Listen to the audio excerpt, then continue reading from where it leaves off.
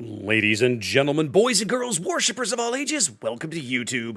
My name is SeaRaptor, and today we're continuing our first look at the Russian aircraft carrier line. Madre de Dios, I still can't believe I'm saying those words. As we move on up, guys, this is Tier VIII's Pobeda. I think I'm pronouncing that right. Now, the direct English translation of this is the Russian word for victory. And if you've been paying attention over the years, you might remember there was once a battleship in testing that had this name. I think it was a Tier VIII battleship. It might have actually been the ship that became Slava. I don't remember. But they started using this name for a ship that was being tested, and then they yanked it back and renamed that ship. And memory, it's long escapes me which ship it was. This is the second time we've seen a ship with this name come to World of Warships, but here it is attached to the Tier VIII Russian aircraft carrier. Now, Tier VIII is a very, very competitive tier for carriers. There are a lot of really, really good aircraft carriers in Tier VIII. I'm looking at you, Kaga, and Enterprise, and Shokaku, and Lexington. Like, there's some stiff competition here. So Pobeda is going to have to really deliver if she's going to be relevant in a meta that is, I won't say it's choked with good Tier VIII carriers, but there is more than one good option if you're looking for an aircraft carrier at Tier VIII. So let's look around and see what we've got here on the ship. Starting off like you do with survivability, 55,200 HP. Pretty solid, pretty typical, fairly average. A little on the high end, maybe. The Lexington still comes in at 57 and change. She is the high end. Pobeda here is 55 and change. That puts her in second place. So I guess I said average. That's actually a lie. It's above average. But you find a lot of Tier VIII carriers in the 52-ish thousand HP range.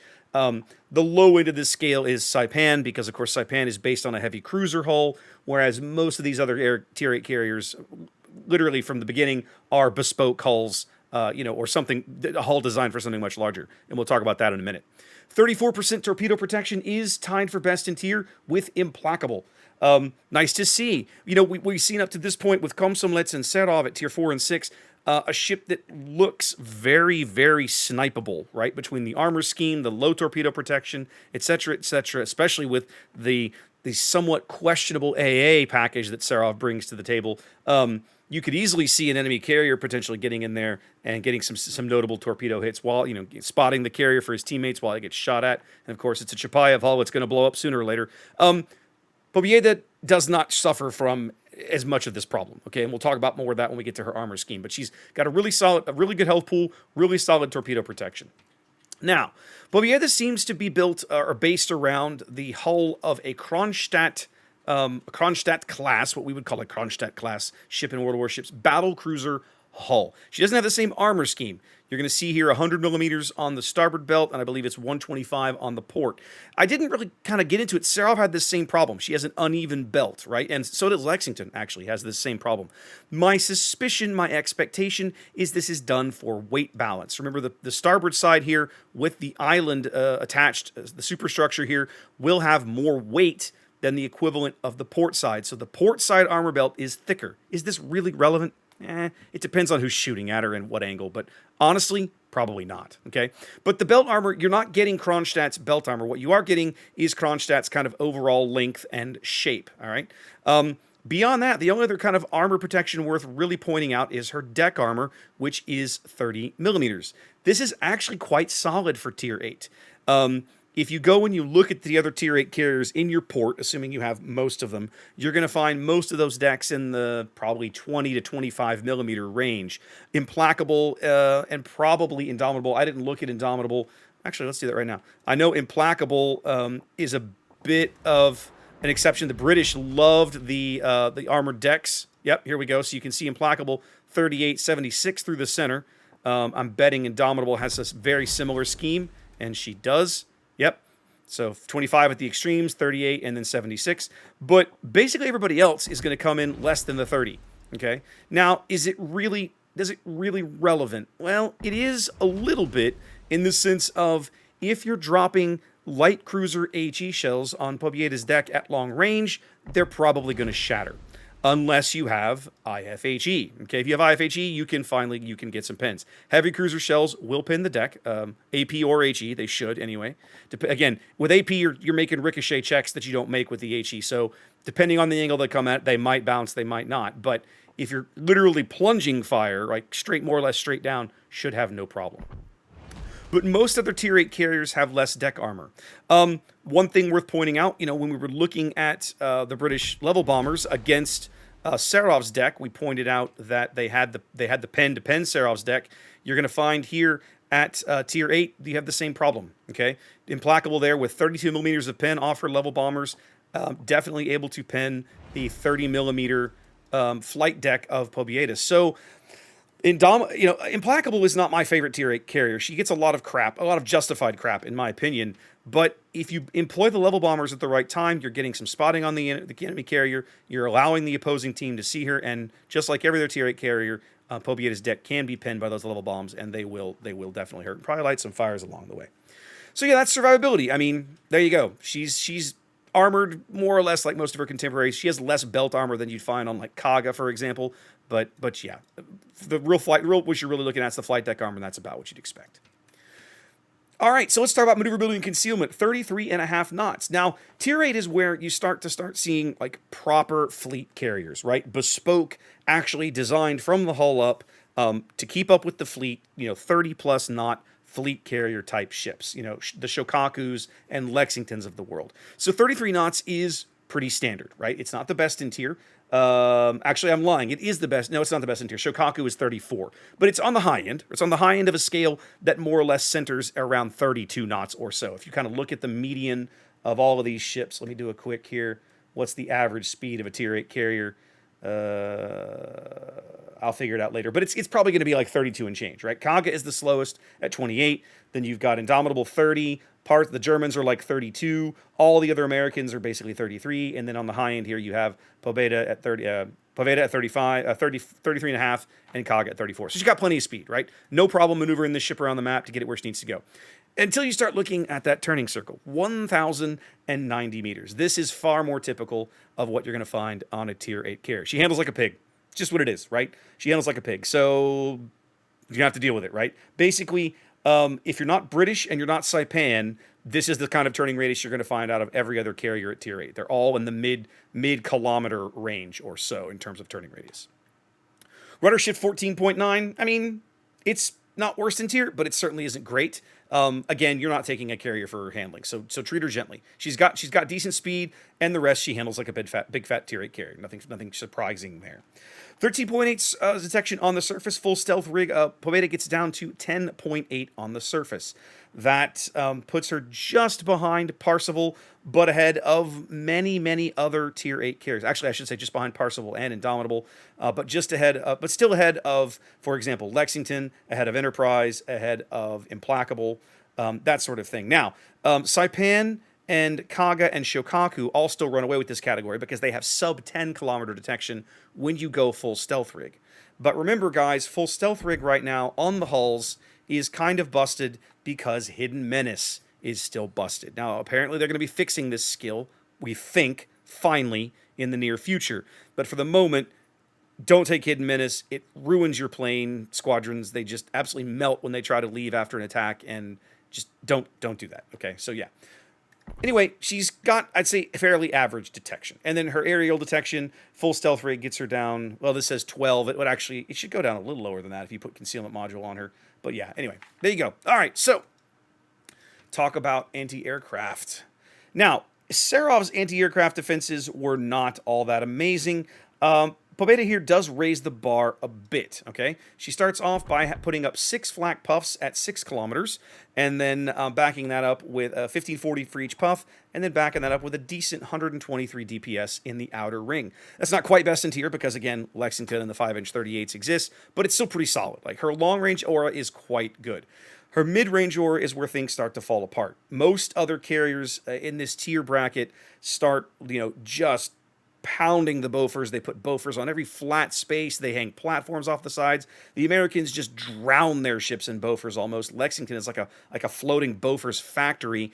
The Russians here, their middle ring, based on the 45mm SM-16, she's got a few of these around, but not enough to give her a massive middle ring. Her middle ring is basically the equivalent of that of Enterprise.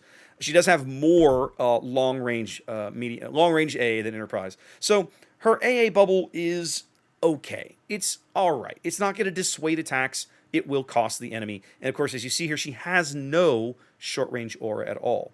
If this was an American hull, for example, there'd be blisters all the way up on both sides of the flight deck that she'd just be covered in AA guns. For some reason, the Soviets not interested in doing that here, so her AA is perhaps, I won't say it's not worst in tier, but it is perhaps a little on the low side for what you might expect out of a Tier 8 carrier. And we'll talk about our secondaries just to point out the range. They do go out to 6.6 kilometers. It's on the basis of those dual-purpose, long-range 130mm mounts that she packs. These basically appear to be primarily the same, almost the same main battery turrets you see on like Grozovoy and Nustrashimi, and here they are on forming her secondary battery and her long-range aura. All right, let's talk about planes. Here we go. Let me bring up the right tab here. Yeah, there we go. All right, so Pobeda. Actually, let's go back to this screen. Get rid of all this other junk we don't need. There we go. All right, much better. Pobeda's attack squadron made up of the Yak 9U with 1,000 HP per plane. This is absolutely worst in tier, continuing the trend of Russian planes tending to be very, very fragile. She puts up 6 in the air. They all attack at once. 4 rockets downrange. 3,500 damage per rocket, which means a potential alpha strike of over 80,000 damage. Now, you see there 40 millimeters of pen. That will hurt most light and heavy cruisers she will run across. Certainly will hurt destroyers. But again, she gets one of these attacks. Now, what I haven't figured out yet, of course, I haven't played the ship, right? I'm not allowed, I mean, we're allowed to play it, but I'm not allowed to talk about it if I have, so I haven't. What I don't know is how long her rocket spin-up time is. As you go up the tiers, these Russian rocket attacks start to look just absolutely obscene. But as we've seen on a ship like Saipan, for example, when you put a 5-second spin-up time on the rockets, they're almost unusable. I say almost because, again, if you're throwing them at a battleship or a heavy cruiser, yeah, you're probably going to be able to land some rockets and do some damage and light some fires. But 5 seconds of spin-up time against, let's say, actively maneuvering destroyer, you ain't going to hit that guy. He's going to turn or drift right out of your reticle unless he just screws up by the numbers. So this sounds like a horrible, oh my god, 80,000 damage. Yeah, but is it really going to be that? I don't know, right? The other thing is that 84,000 damage is raw damage. It doesn't count. The full pen damage, of course, is going to be a third of that. So you're looking probably more like in the 20, 25 plus range if you land every single rocket. And of course, that's just not going to happen. The reticle and the spin-up time is going to prevent that from occurring. 161 knots on these planes is not quite best in tier, but only because Saipan and Lexington and Indomitable are still around. It is quite high for a tech tree carrier, okay? Parseval, these are basically Parseval speed, right? So she's got Parseval speed, but on the rocket planes, but she has less health per plane. The total squadron attack health is only 6,000. 6,000. If this thing eats 2 or 3 flak puffs, they're all dead. So you got to really... The more I look at Soviet carriers, the Alpha Strike seems balanced by the fact that on paper, they look like they reward players who understand how to steer and try to move around flak clouds and avoid, kind of wiggle their way inside that long-range flak bubble and then get an attack off. So we'll see. But that's kind of as I start to see things. Let's move up and look at the torpedo bombers. All right, here we go. The Tyrov TA-3 twin-engine torpedo bomber.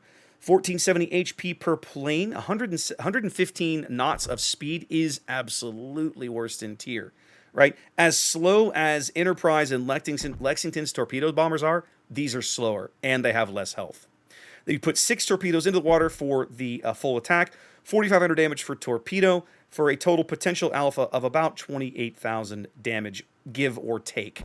You do still have only a 33% flood chance on these torpedoes, which is not quite worst in tier, but it's very, very much on the low end, right? The American torpedo flood chance at this tier, for example, 52%. Implacables, 63%. So you're looking at you have half the flood chance of a British torpedo. And I don't know about you guys, but when I drive my Implacable, I don't give any floods, right? I just don't. So don't expect many floods out of these. This is all about the Alpha Strike. Still holding the 6-kilometer range and the 41 knots of speed. Now, this starts to look pretty nasty, but when you start comparing this Alpha Strike to something like a Kaga, it starts to compare a little. You start to realize that the Japanese still probably do this better, right? Kaga puts 4 fish in the water that are faster, that hit harder, right? That have actually they have a slightly less flood chance, believe it or not. But you know, the odds of I haven't seen the attack, but I'm still willing to bet that the odds of getting all 6 torpedoes on a single target are pretty slim. It's going to depend on how wide that target reticle is. You might be able to land all 6 on a battleship. You probably could, or a carrier. But beyond that, you're probably not going to land all 6 on a cruiser unless he's stationary or just screws up by the numbers, which can happen. So yeah, you're again, you know, 15 planes on deck with a 91-second reload. The 91-second reload is I'm looking at this here.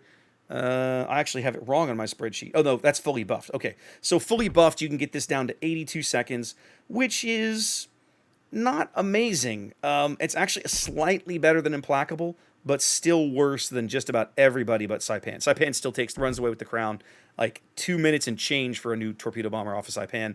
Here, you're just a little over a minute 20 or so. So you're putting... It's like an anvil strike. Like you're putting a heavy strike into the air, but the planes don't reach in that quick. You have 15 on the deck, so you have enough for 2.5 strikes, essentially.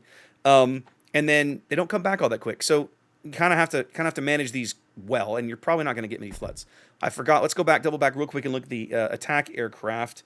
How do they compare to the contemporaries in terms of reload time? We're showing 76-second base, fully buffed. You can get this down to a 68-second reload.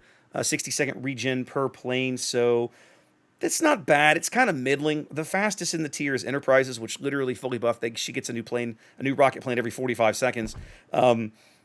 Lexington is 59, Parseval 59, Shokaku 59. Pobeda here is 68.